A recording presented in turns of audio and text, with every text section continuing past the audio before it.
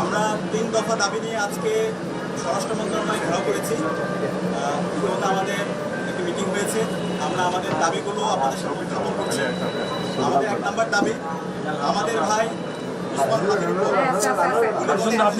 হাদির উপর প্রত্যক্ষ হামলাকারী, পরিকল্পনাকারী ও সহায়তাকারী সকল সন্ত্রাসীদেরকে গ্রেপ্তার করতে হবে।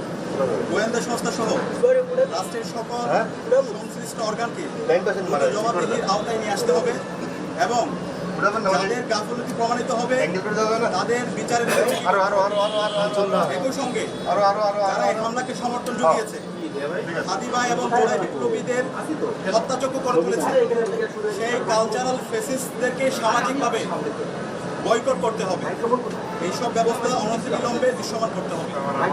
2 নম্বর দাবি, আগামী 48 ঘন্টার মধ্যে নিষিদ্ধ লীগের বিরুদ্ধে এলাকাভিত্তিক চিরুনি অভিযান শুরু করতে হবে।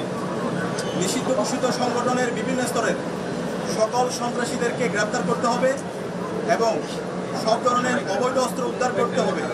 এ বিষয়ে সরকারের অবহেলা আমরা সহ্য করব না। 3 নম্বর দাবি, ভারতীয় আধিপত্যবাদের বিরুদ্ধে প্রথম অপরিহার্য পদক্ষেপ হিসেবে খুনি হাসিনাকে দেশে ফিরিয়ে এনে তার বিরুদ্ধে মানবতা বিরোধী অপরাধে প্রদত্ত রায় কার্যকর করতে হবে। গণহত্যাকারী সন্ত্রাসীদের আশ্রয় দেওয়ার প্রতিবাদে ভারতের সঙ্গে কূটনৈতিক সম্পর্ক পুনর্বিবেচনা করতে হবে। অভিযুক্তদের ফেরত না দেওয়ার পূর্ব পর্যন্ত কূটনৈতিক সম্পর্ক স্বাভাবিক করা যাবে না।